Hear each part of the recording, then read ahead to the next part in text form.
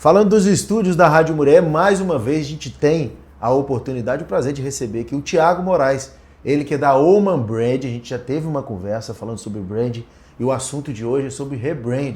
Legal te receber aqui mais uma vez, Thiago. Da outra vez tive uma aula de estratégia e acredito que hoje eu vou aprender ainda mais junto com você. Bom, é um prazer para mim estar aqui novamente. Primeiramente, cumprimentar todos que estão assistindo aí. Vamos lá, vamos falar de rebranding hoje.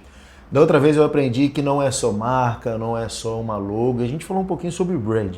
Eu deixei a deixa aí sobre o rebrand. Eu quero entender de você, saber o que é o brand, o que é o rebrand. Legal, e até mais simples do que a gente pensa, né? O brand ele não tem uma tradução muito comum no país, mas a gente pode traduzir de uma forma, assim, a forma mais fácil da gente traduzir é gestão de marca, né? Então, quando fala de brand, é uma continuidade, né? Fazer essa gestão contínua da marca. O rebranding é realinhar isso, é mudar a estratégia, e aí quando eu falo mudar a estratégia, eu falo da estratégia de fato e não só a parte visual, para realinhar aquela marca a algum objetivo dela, né? Então tem várias formas, tem vários motivos que uma empresa passa por esse realinhamento, por essa revisão na marca, e a gente vai falar um pouco aí de algumas desses motivos, né? Então o rebrand eu posso resumir que é mudança, realinhamento, é isso? Isso aí, exatamente, da marca, né? Mudança ou realinhamento da marca. E a marca, a empresa, ela dá alguns sinais, Thiago, que precisa de uma mudança? E às vezes sim, às vezes não, né? Então a gente pode tentar listar, né? Tentar mapear esses motivos, essas motivações da empresa para passar por essa mudança, né? Um motivo que ele não é o melhor de todos, ele é o mais desagradável, é o momento de crise, né? Então, quando uma empresa ela sofre alguma crise, precisa fazer algum tipo de gestão de crise ali, geralmente ela passa por um rebrand, né? Principalmente quando essa gestão de crise, ou quando a crise é muito forte, abala muito a empresa. Se a gente pegar um exemplo de uma marca grande aí, a Odebrecht, né, com toda aquela crise dela, ela perdeu uma grande parcela de mercado, ela teve uma reputação de marca muito suja, e o que ela fez? Ela reposicionar, ela mudou o nome, uma mudança completa, quase que uma nova empresa, né? E ali, mas ela ainda existe, né? Com outro nome, com outro posicionamento, mas ainda existe. Então, o momento de crise, ele é um dos motivos, mas o momento mais legal de fazer o rebranding, também um momento muito válido, que é o que a gente recomenda, é o crescimento, né? Principalmente no contexto que a gente está inserido aqui em Muriaé, né? Então a gente vê muito pequeno empreendedor que começa, às vezes do jeito que tem, com o investimento que tem, do jeito que tem, e é o jeito que tem que começar mesmo, né? E depois, com o tempo, ele vai crescendo. E aí ele começa a entender, a perceber algumas coisas, aprender na jornada, aprender muita coisa ao longo do caminho, e ele começa a ver que para ele crescer mais, ele precisa fazer uma mudança de marca ali. Ele precisa analisar melhor o segmento, conhecer melhor o público, algo de diferente. Exatamente. Para entender o diferencial único dele para entrar nessa nova fase. E esse é o melhor momento de fazer o rebranding, né? Thiago, eu tenho uma empresa, já estou no mercado há algum tempo. Qual que é o maior medo que você percebe quando você fala com o empreendedor, com o diretor da empresa, com o criador da empresa? Qual é o maior medo que você sente que ele tem ao propor uma mudança? Legal. Acho que são dois os principais, né? O primeiro deles é o apego que ele tem com a marca, né? Então, geralmente a marca, o nome que ele tem ali, conta uma história. Aquela empresa, ela vem de muito tempo, às vezes tem anos que ele tem aquela empresa, e ele chega no momento de ter que mudar, de ter que realinhar a marca, né? E aí, muitas vezes, a gente sugere uma mudança de nome para um realinhamento de mercado, né? E aí, quando a gente sugere isso, geralmente ele dá uma recuada, ele traz a parte emocional para dentro do projeto, o que é justo. A gente consegue contornar isso depois, né, explicando para ele os benefícios, mostrando para ele na prática e mostrando os caminhos estratégicos ali também. Mas é inegável, né? A gente tem a parte emocional que remete ali à nostalgia e a história contada por trás daquela marca. E o outro motivo, esse medo dele, é ele parecer que o público vai entender que ele está sofrendo crise. Que ele está errado, né? Então esse é um motivo até plausível também, porque geralmente quem muda é porque não está dando certo. Então, só que uma mudança ela bem gerida, uma mudança bem feita, a gente consegue educar o público, fazer com que o público perceba a mudança de uma forma condicionada ao crescimento, de uma forma condicionada a um novo momento, mas isso precisa ser estratégico, né? Então não adianta nada o empreendedor mudar e comunicar isso de uma forma errada, de uma forma não estratégica, que aí sim ele pode correr o risco do público perceber isso de uma forma negativa, né? E pode acontecer dele achar que eu criei a marca, eu montei a empresa, eu mesmo vou fazer o meu rebranding.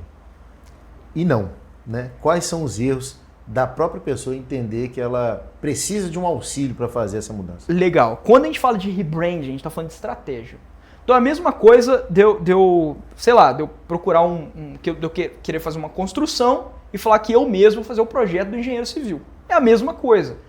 Eu vou talvez até conseguir rascunhar desenhar muito mal uma planta, mas eu não vou conseguir fazer os cálculos, a bagagem que aquele engenheiro tem por trás, eu nunca vou chegar nem perto de concretizar. E a mesma coisa acontece com a marca, né? Então é literalmente um planejamento. Então quando a gente fala de rebranding, a gente está falando de estratégia, a gente não está falando de visual. A mudança da identidade visual, a mudança de logotipo é uma consequência. Só parte do processo. Exatamente. Então, quando uma empresa fala que fez um rebranding e mudou o logotipo, ela está errada. Isso não é o que ela precisa. Isso não é o rebranding. Rebranding é estratégia.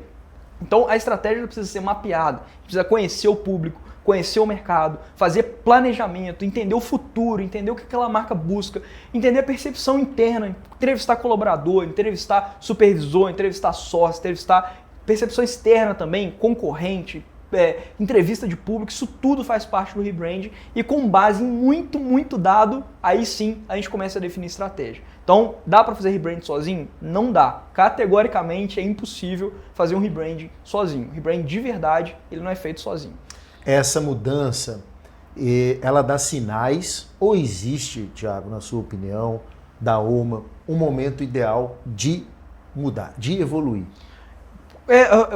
Um momento ideal é o crescimento. Então, para o pequeno e médio empreendedor, quando ele está crescendo, ele precisa realinhar a marca, é o crescimento.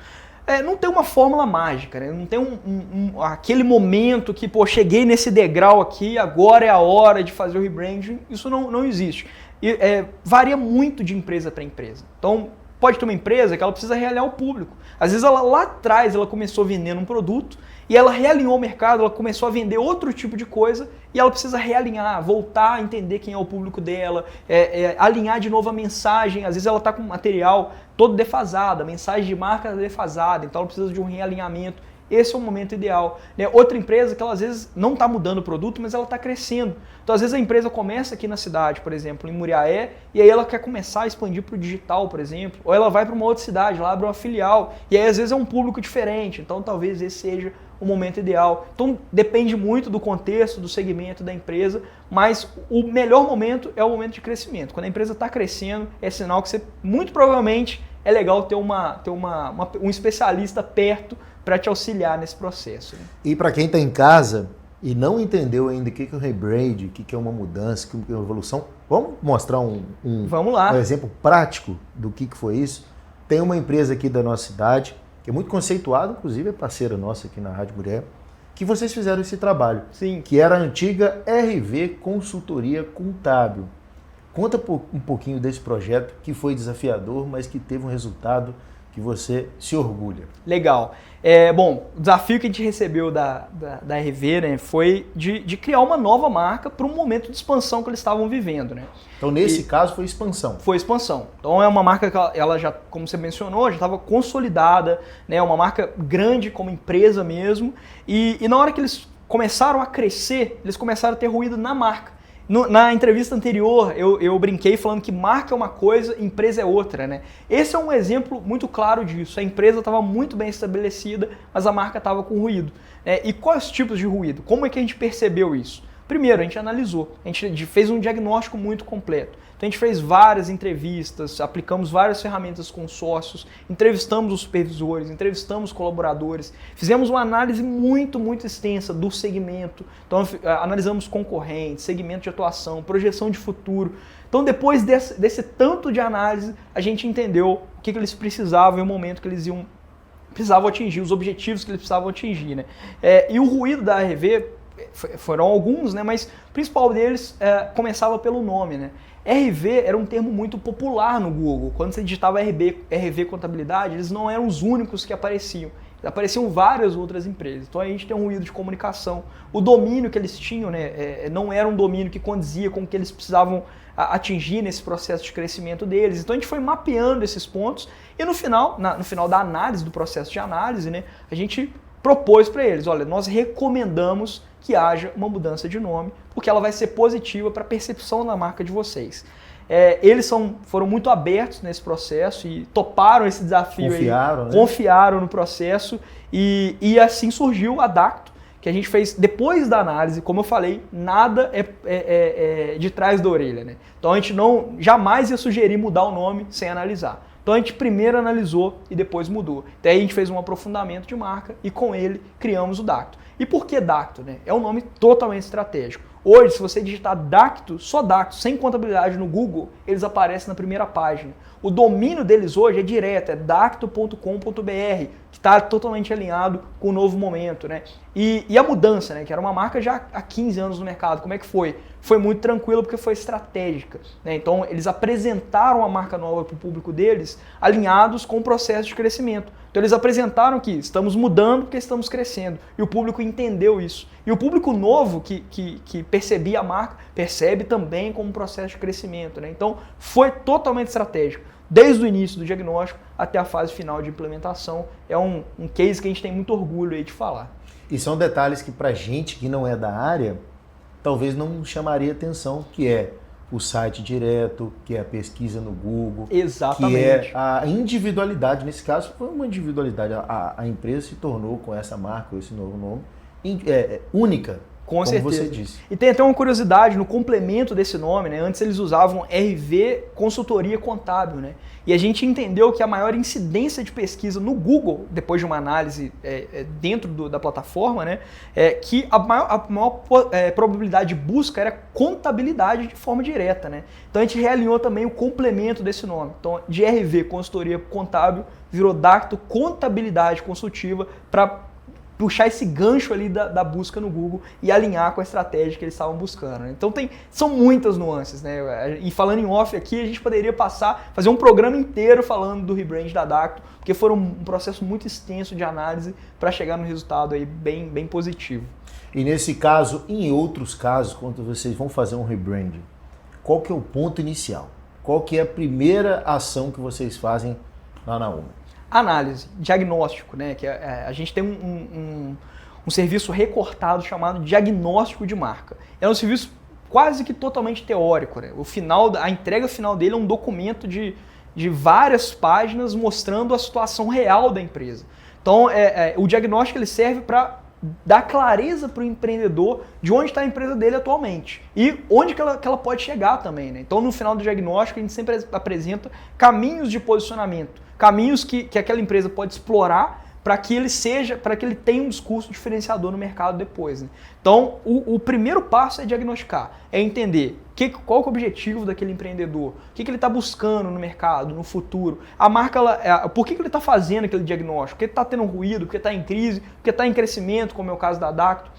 Então, fazer essas pesquisas que inclui análise de concorrente, análise de público, análise de segmento, inclui várias frentes ali para depois chegar no final a gente definir uma estratégia e aprofundar nessa estratégia e aí só depois que entra a parte visual, a parte de comunicação propriamente dita, né?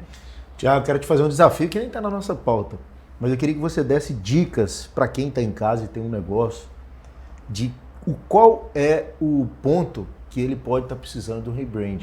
Quais são as dicas que ele tem que perceber na empresa, no dia a dia da empresa, na marca, na logo, que ele pode estar precisando de uma mudança, de uma evolução no seu empreendimento. Legal, vamos tentar recortar aqui para ficar mais fácil para quem está assistindo. Né?